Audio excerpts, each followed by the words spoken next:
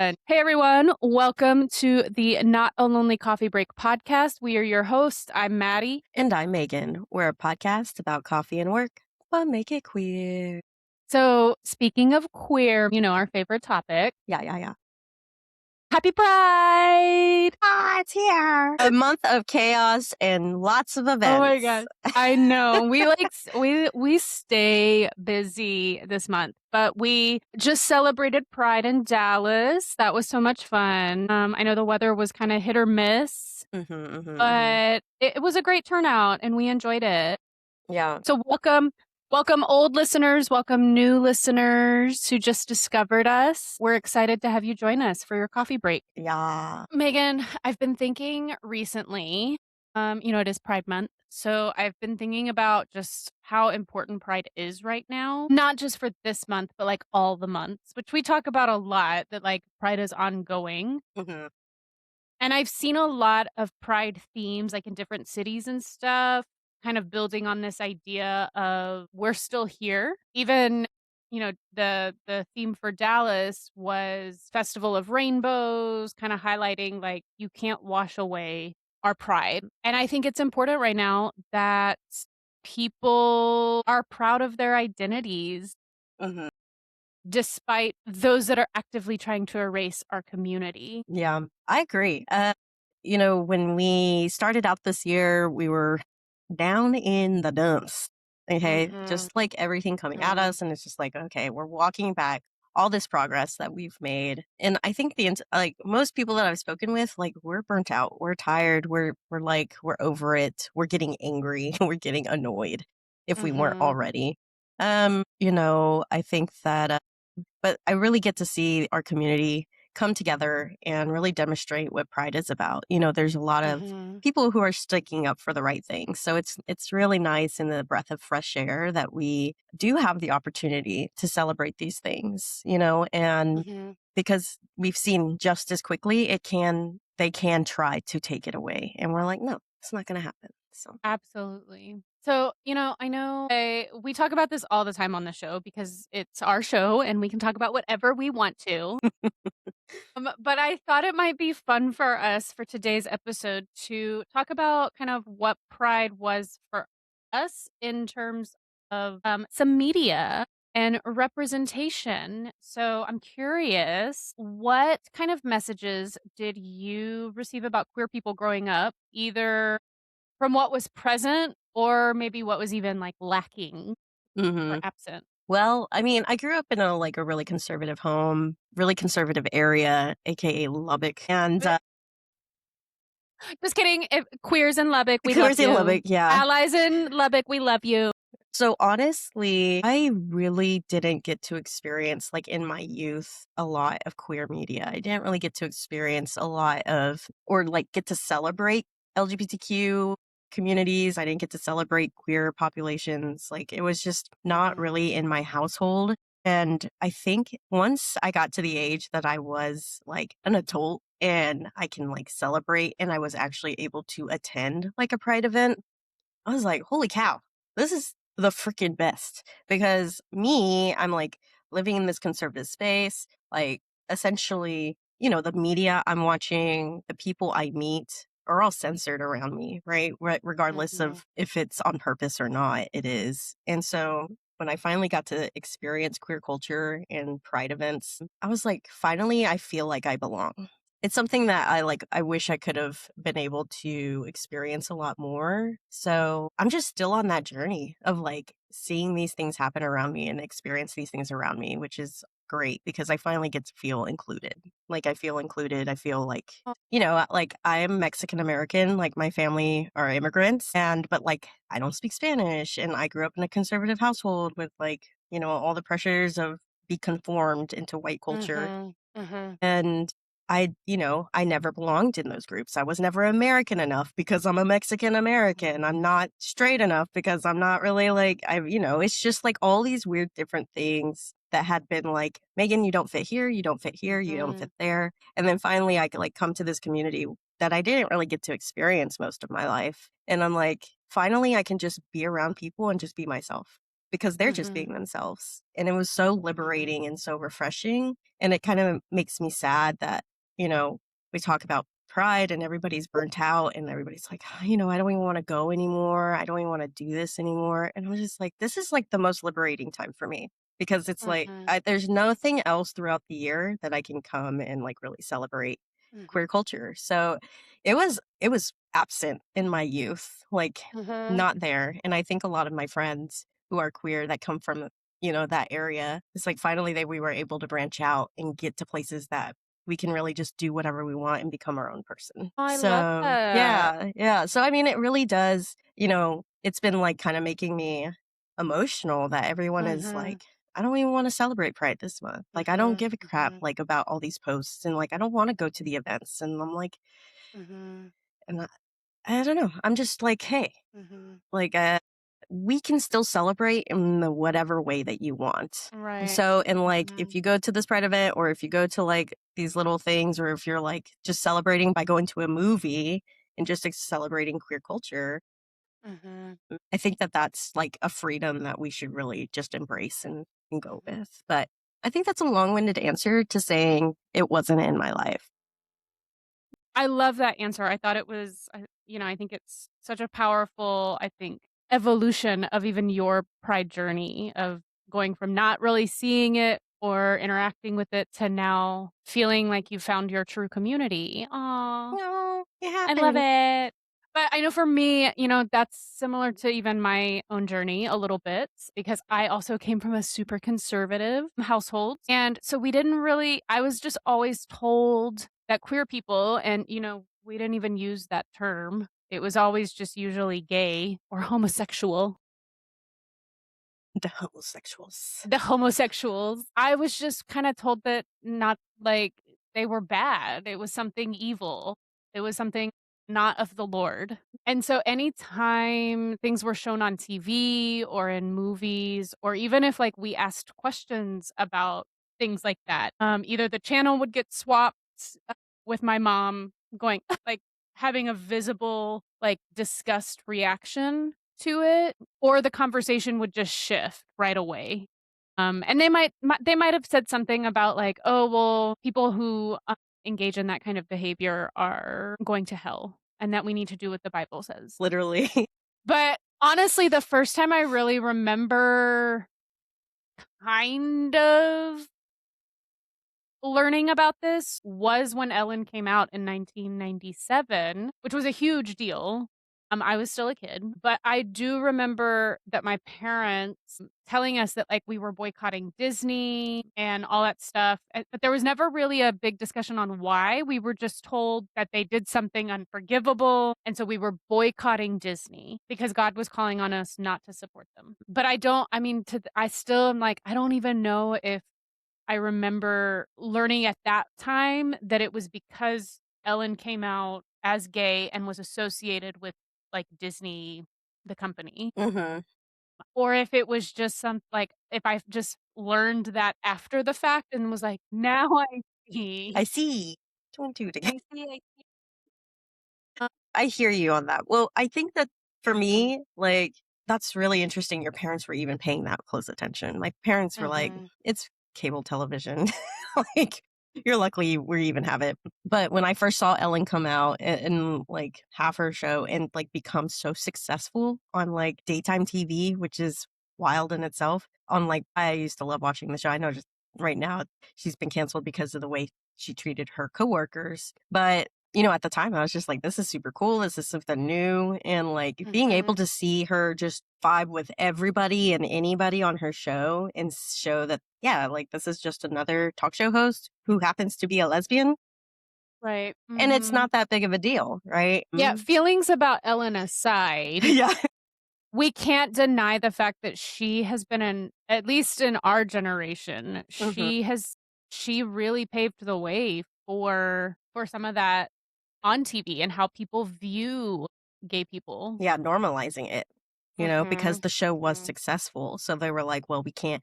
The bottom line was we have viewers, there's income coming in, and mhm. we're going to keep her on. And Yeah, so just the fact that she was a lesbian woman like talk show host. Like it was moved right past that because she was just financially like capable and very easily like successful. So Mhm. very yeah, that is true. Sad that it didn't end very well. You know, you live long enough to see yourself become the villain, right?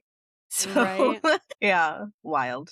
But no, I totally hear that. Really interesting that my parents didn't have something similar, but I think it's just Mhm. because your experience was, you know, Mhm. much different. But yeah, thank you for sharing. Mhm. Yeah. I do remember though one of the first times that it was kind of really talked about because I was old enough. I guess maybe old enough. I don't know. But one of the first times I remember seeing like a gay storyline on a TV show that didn't kind of get switched off right away. There was still the reaction, but it was actually on the show ER. I don't know, Megan, do you know that show? I do know that show. So my mom is a huge ER fan. We as a whole family are ER fans, and we are unashamed of our love for that Okay. show. Okay. But one of the doctors on that show, who's actually a pretty prominent character, Dr. Carrie Weaver, she was never a likable character. Was she the one with the Because curly hair?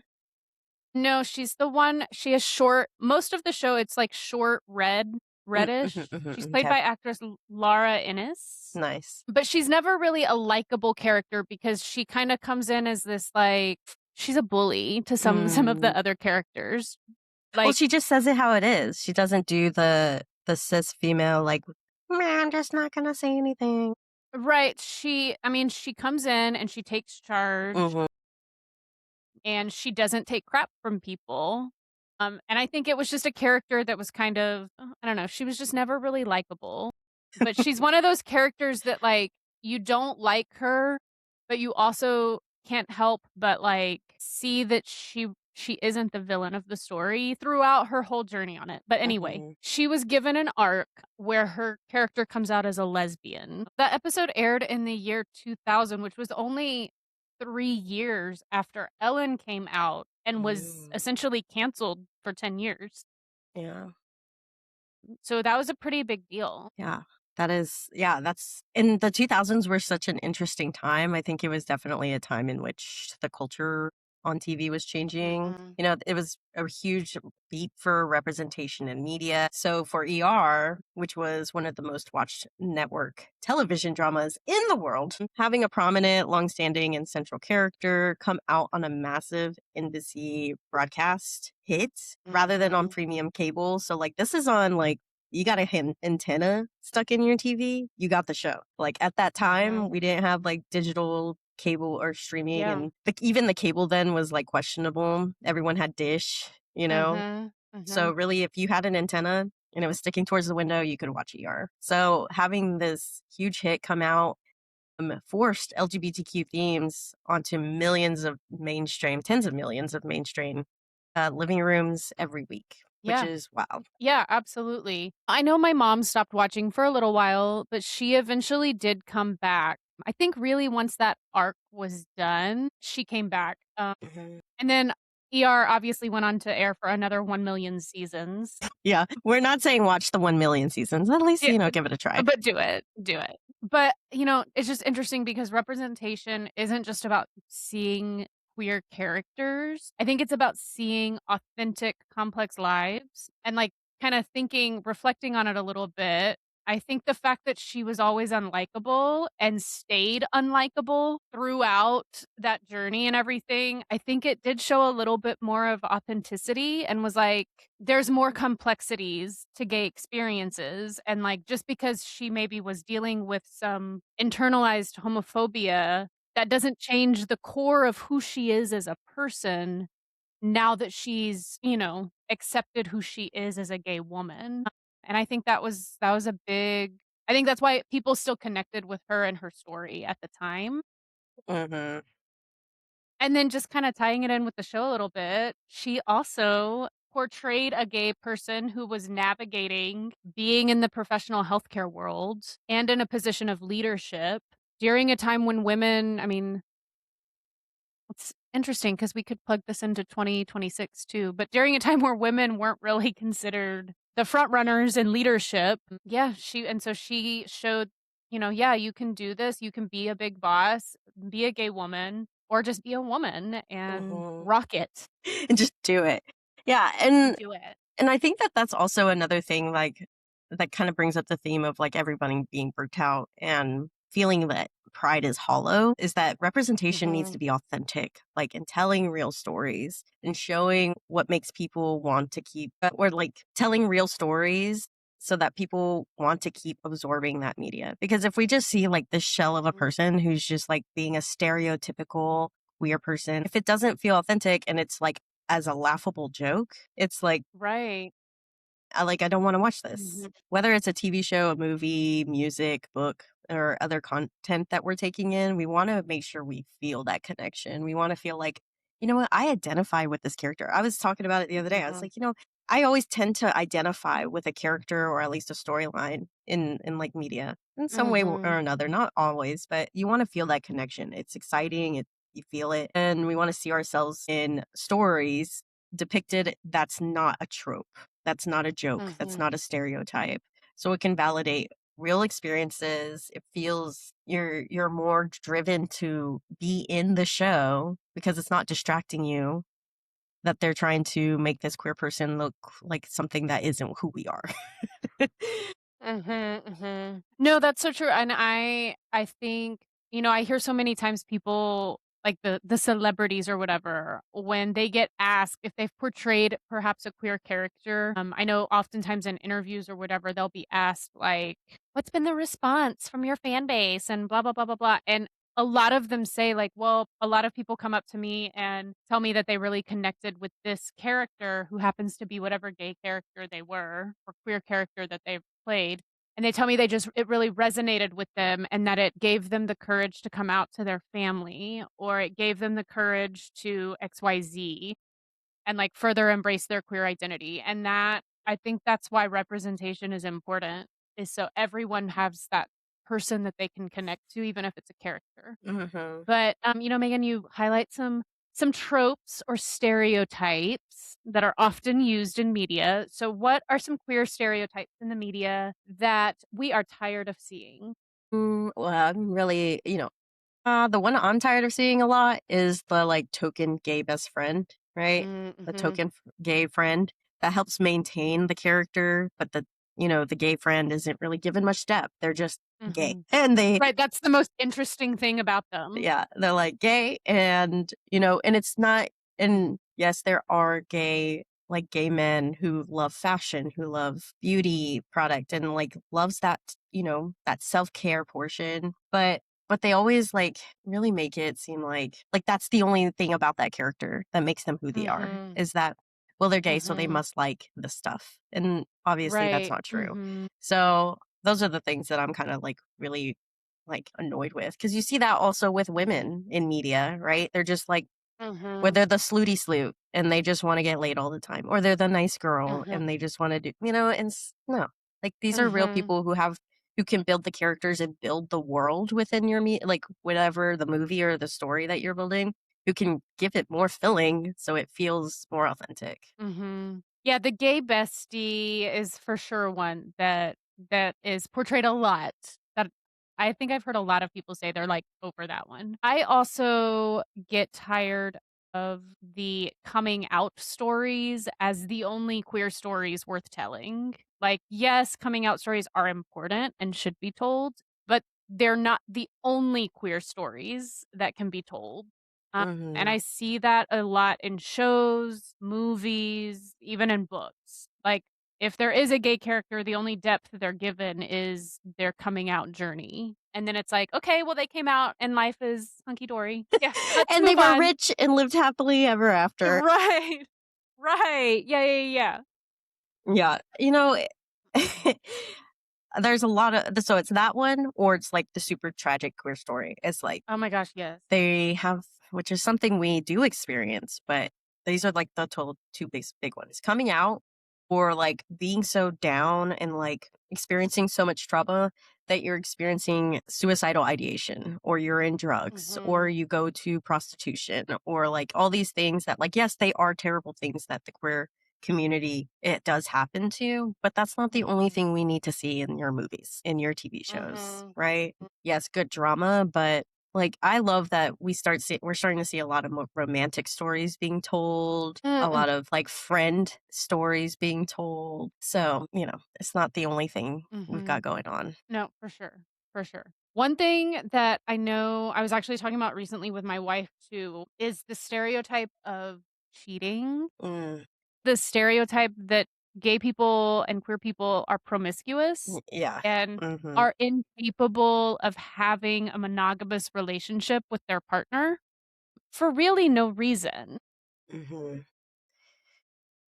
And we that kinda gets glorified in the media a little bit. Yeah. And it's like, as someone who's in a monogamous relationship with their partner, I'm like, "Can we not show, like is there not more depth that we can offer besides a cheating storyline?" Right. Like, I get it, just like you said, like, there has to be some extra drama in there to keep lit watchers, but there's so much more depth that you can offer Yeah. to Like, queer characters. at the friends that are, like, stable and, like, trying to give their Mhm, promiscuous friends, like, "Hey, be careful." mhm, No, but mhm, and I completely agree because it's, like, almost that meme of, men writing women, you know? It's like, who was writing this story who thinks that, like, all mhm, queer people who wanna be romantic are promiscuous and, like, sleeping around and, like, cheating on mhm, everybody, and I think that falls into that same trope, right? That the only reason that they're queer is because they wanna have sex with different people and they wanna have sex with mhm, women, and it's about sex, right? It's not about really who they are and, like, I don't know, in their soul. I don't know how else to explain it, but really, honestly, yeah, that's the stereotype is, like, the only reason they're gay or the only reason they're lesbian is because they just wanna sleep with them. Like, it's about the mhm, sex, and it's like, no, like, yes, that is like, a portion of what makes a relationship, but it's only one ingredient, and mhm, we don't always have to be portrayed, right? It's the sexual deviance. mhm, So, now that you said it, there are many characters out there that we may connect with because of their queerness, but they're just depicted as this sort of serial or incapable of settling down, incapable of finding true love.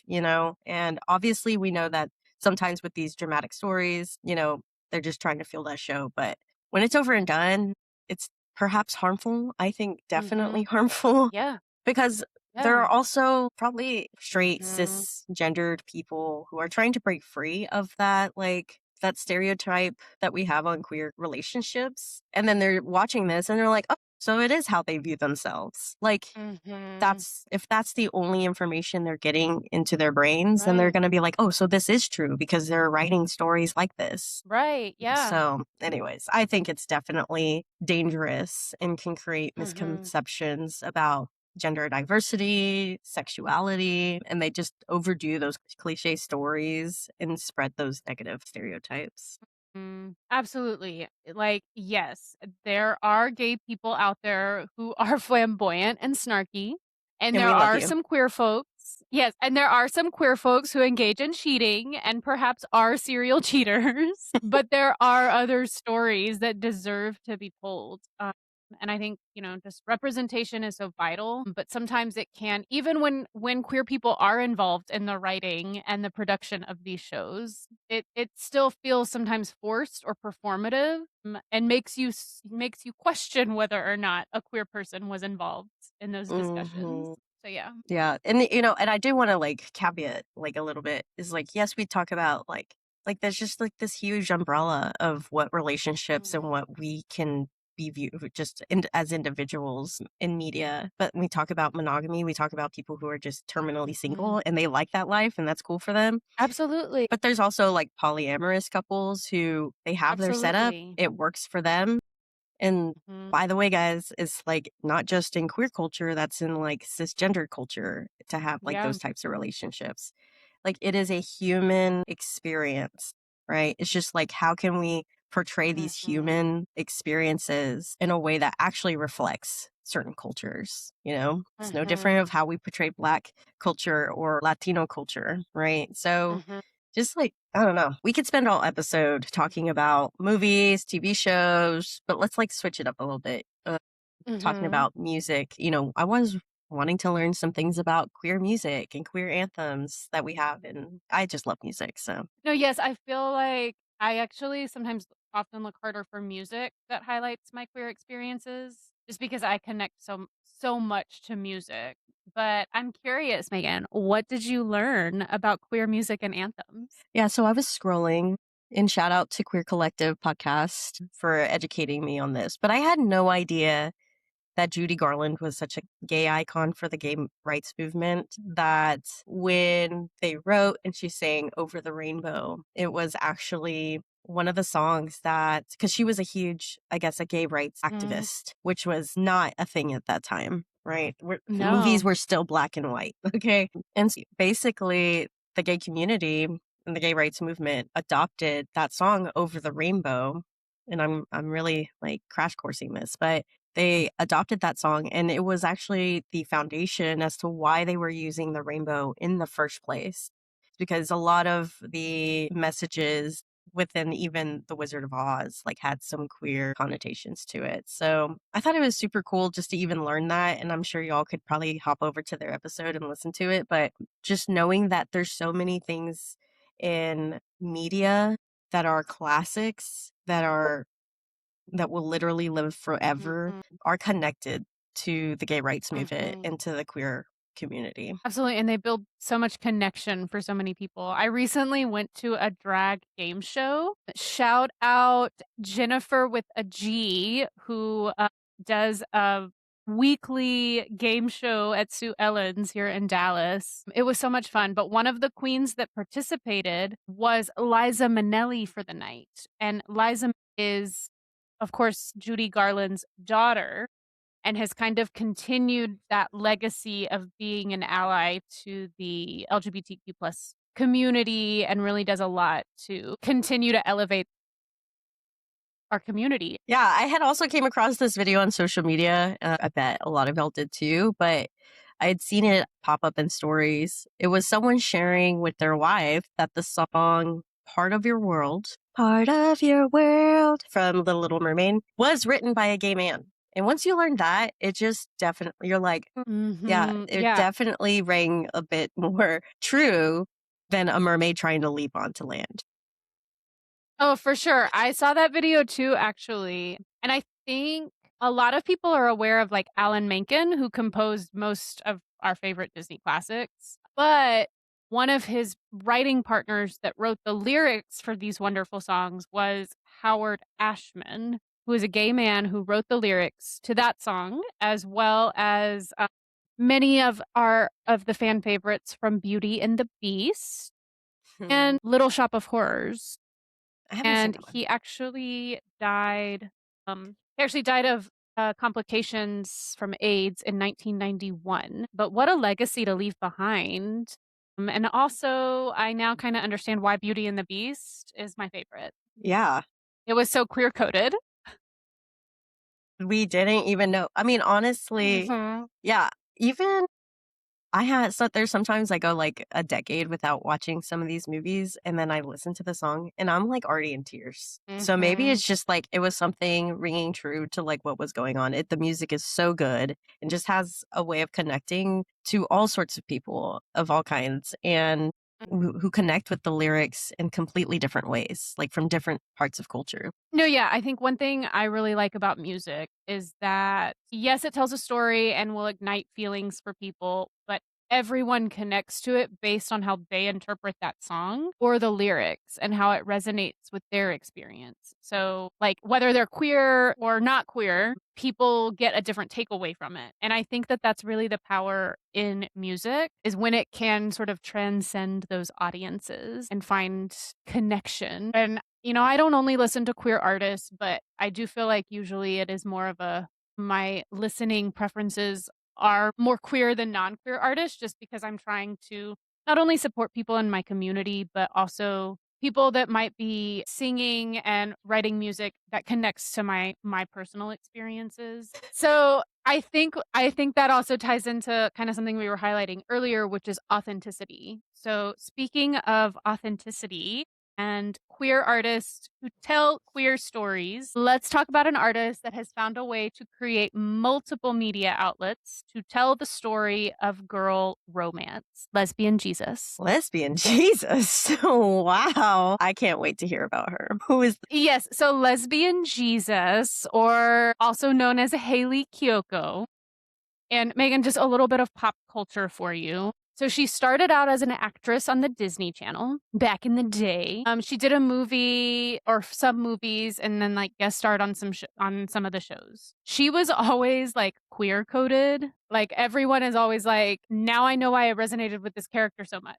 But in 2015, she launched her music career and came out all at the same time by releasing the single Girls Like Girls. The song in the music video, I don't know if you've heard the song or watched the music video, but it's a really powerful story coming out that highlights it as being freeing, but also I think highlights some of the hardships that come with that, which is why I say you have to watch the music video too, because the music video tells a story. So if you haven't seen it, definitely go check that out. It's on YouTube, wherever. But her stepping out and saying, "I am gay and I'm going to sing about it," was really big. I mean, she wasn't the first artist to do it, but I think she kind of brought in a younger generation that maybe didn't feel like they had that representation of themselves. She's also a person of color. In 2023, she turned that story and the characters from the music video into a book that had the same title, Girls Like Girls. It explored, you know, it dove a little bit deeper into the teenage angst, as well as coming out, as well as falling for your friend and kind of stepping into your true self and what that means. And now, over 10 years since the song came out, it's now a full feature film that she wrote and directed, all of it. And it's in theaters on June 19th. that is wild. So you're telling me that she was an actress, then she is writing music and performed the same music. And then she turned it into a book, which Yep. she wrote, and then she wrote and directed a script into a Right. movie. That is some serious talent.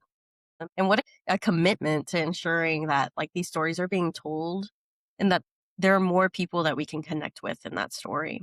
You know, it's wild too because her fans are from when the song first came out, right? I'm sure like what that was like more than a decade ago. And connecting with these audiences to bring in young people who might also be discovering the story for the first time and connecting Yeah. with it now, 10, Mhm. 15 years later. I think that, I mean, good for you on like just rolling with that journey. Cause she could have just been like, well, that sucked. I'm not going to act anymore. Well, that sucked. I'm not going to write music anymore. No, she's just like, I'm just going to keep going. Let's try all of it, you know? So that is definitely super cool. And I hear you on how powerful and a bit of Jesus-y that is.